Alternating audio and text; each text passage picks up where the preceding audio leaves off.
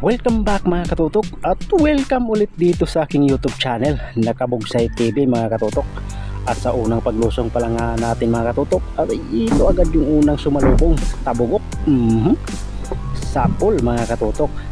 Unti-unti nang nagpapahuli yung mga tabugok dito sa mga katutok gawa ng tumutubo niya kulapo.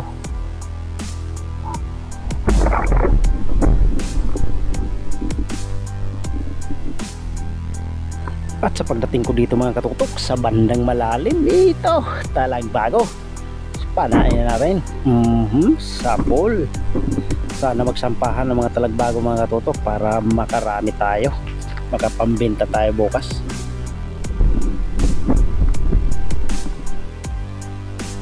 At sa pagsilip ko nga dito mga katutok sa Tibol Corals meron naman tayong nakitang talagbago. Yon, sapol. Ang lalapad ng talagbago mga katutok. Dahil buwan na ng September, malalapad na talaga.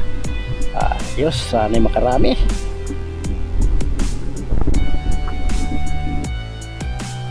Sisiduli tayo mga tutok para maghanap ng mapapana. At ito na naman yung ating nakita, talagbago na naman. Sapol, pa isa-isa lang yung talagbago mga katutok. Mga binata pa siguro ito o dalaga, kasi wala pang asawa. Pa isa-isa pa lang mga katutok. At sa pagsisid nga natin mga katutok, ito yung ating nakita, hindi talagbago kundi samaral bahura. Kaya panain natin. Sapol. Malapad na ito mga katutok. Pambinta ito bukas mga katutok. Salamat. At parang maganda yata yung panain ngayon mga katutok. Yun o, ang lapad ng samaral bahura.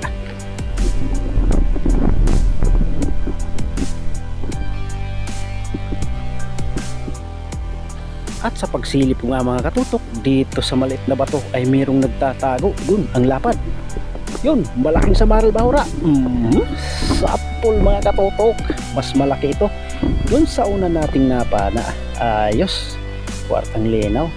At ayan pala mga katutok, pasensya na po kayo kung ngayon na lang po ulit tayo nakapag-upload. Gawa ng busy ho tayo. Marami ho tayong ginagawa mga katutok. At dito nga mga katutok, sa maliit na butas na ito ay nagtatagong kanuping. Itinutulak ko palabas mga katutok para lumabas. Ang problema ayun na umalis na mga katutok. Sayang, pero parang pumasok yun dito mga katutok sa batong ito. Yan, so kapos na tayo sa hangin, kaya back to the surface muna tayo mga katutok. At ayan na nga mga katutok, binalikan ko yung kanuping kung saan siya pumasok. Nandito lang pala siya sa gilid mga katutok. Kaya inilawan ko ng isa kong flashlight. Yun, tinamaan natin mga katutok. Salamat at nahanap rin natin yung kanuping. Yan o, sayang kasi mga katutok kung hindi natin makita. Malaki na at higit sa lahat, pandagdag pambinta na ito mga katutok. Ayos. Sisid ulit tayo mga katutok para maghanap ng mapapana. At ito yung ating nakita, malapad na talagbago. Yun, halos puro talagbago yung ating nakikita ngayong gabi mga katutok. Talagang sumampa nga yung mga talagbago. Medyo mahal kasi yung presyo nito mga katutok dahil binibinta namin ito ng 160 to 170 ang bawat kilo. At dito nga mga katutok, sa malaking butas na ito ay may nakita akong isda na mata lang yung nakalabas. Kaya silipin natin mga katutok at panain kung anong ito. Yun, tinama mga katutok. Ayan, isa palang lupit mga katutok. Nasa 300 grams na ito, kaya good size na ito mga katutok. Pang ulam.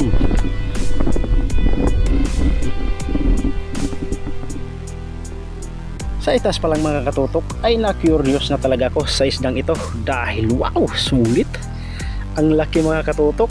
Akala ko lapu-lapo na mga katutok kasi magkasing kulay ng lapu-lapo.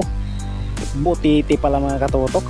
Yay, laki sana. Kwartang linaw sana ito mga katutok kung lapo. Sayang, iniwan ko mga katutok dahil hindi naman tayo pumapana niyan.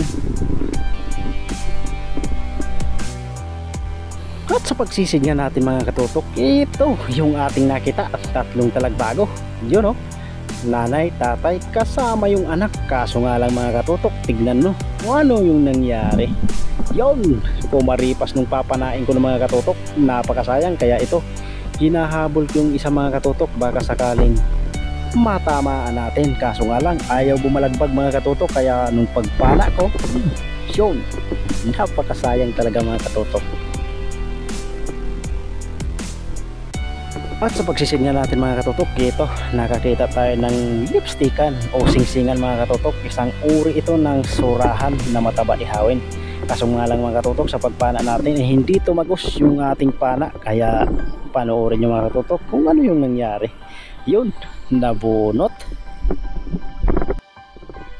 At ito mga katutok, binalikan ko yung isda dahil yun o, hindi na gumagalaw, masama na yung tama, kaya ayun, dinukot ko na lang mga katutok, hindi ko na pinana. Ayos, at nahuli rin natin. Yun o, malaki na, kaya sayang kung iiwan natin mga katutok, kung kaya lang naman natin na kunin. Ayos, paborito kong inihaw nito mga katutok, napakasarap at napakataba. At dito nga mga katutok, sa pagsisid natin ulit, at ito yung ating nakita, dalawang talagbago na naman mga katutok. So pagdikitin natin mga katutok, baka sakaling dumikit at madubol natin. Ayan na, dumikit na. Sapol. Salamat at hindi ko maripas mga katutok, di tulad nung kanina. Napakasayang yung kanina mga katutok, pero okay lang yun dahil may pumalit naman. At dito nga mga katutok, sa mga oras na to ay inabutan kami ng sama ng panahon. Napakalakas ng hangin at ulan, kaya gumilid na kami mga katutok dahil yung mga bangka na nangingilaw sa laot ay kumakaripas na ng patakbo ng kanilang mga motor, kaya gumilid kami mga katutok, baka kami ay masagasaan.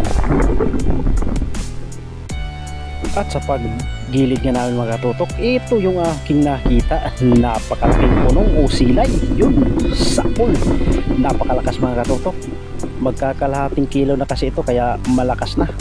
Ayos, may pansabaw tayo bukas mga katutok, sarap ito sa sinabaw.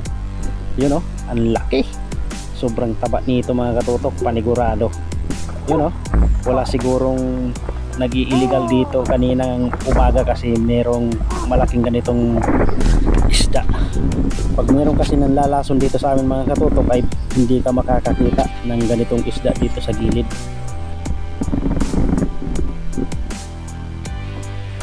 At nandito na nga ako sa mababaw mga katutok. Ito yung ating nakita, ang sweet ng dalawang talagbago na ito. Yun, pagdugtungin ko sana, kaso nga lang umiwas yung isa, kaya kakaripas na mga katutok, kaya pasiguruhan na natin. Buti na lang ay huminto. Aalis ka pa ha, pandagdag pambinta ka na. At agad kong binilikan yung isa mga katutok, baka sakaling mawala. Mabuti ay nandito pa rin. Yun o, sapol. Ang lalapad na talaga ng talagbago mga katutok. Ayos, 8 piraso siguro nito mga katutok ay 1 kilo. Hayahay na naman mga katutok, may pambinta na naman tayo bukas. At nung ako'y nasa gilid na talaga mga katutok, ito, may nakita tayong kumakaripas na bayang, kaya sinundan ko ng sinundan mga katutok habang kumikidlat. Yun, tinamaan natin mga katutok. Natakot ako dun sa kidlat mga katutok dahil napakalakas ng kulog. At ayan, agad natin na sinicure yung isda mga katutok, baka kasi pag kumidlat ulit at tamaan yung ating camera, baka hagipin yung camera natin mga katutok.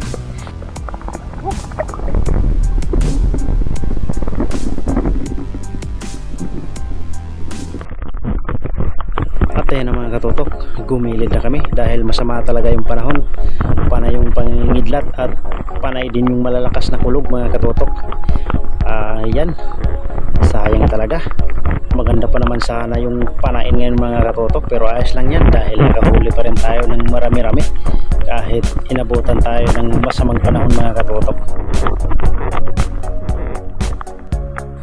At ayan na nga mga katutok, nandito na nga kami sa kubo at ito yung mga naging huli natin sa gabing ito. Estimate ko dito mga katutok ay nasa 6 na kilo. Ayos, ibibinta natin yung 5 kilo siguro nito mga katutok para may panggastos tayo sa ating mga estudyante at pagpambili rin ng bigas mga katutok.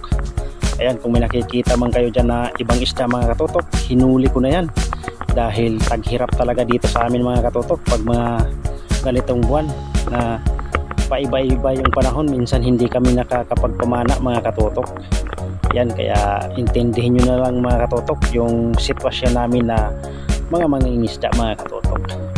Yan, ito yung malaking silay o punong na ating napana mga katutok. Yan o, ang laki, napakataba nito, kaya iuulam natin yan bukas. Ano mga katutok, maraming salamat po sa inyong patuloy na panonood dito sa aking YouTube channel. Mahaba-haba na po yung ating video, so bali wala muna tayong shoutout mga katutok. Thank you for watching, maraming salamat po sa inyong panonood at hanggang sa muli po nating pagkikita.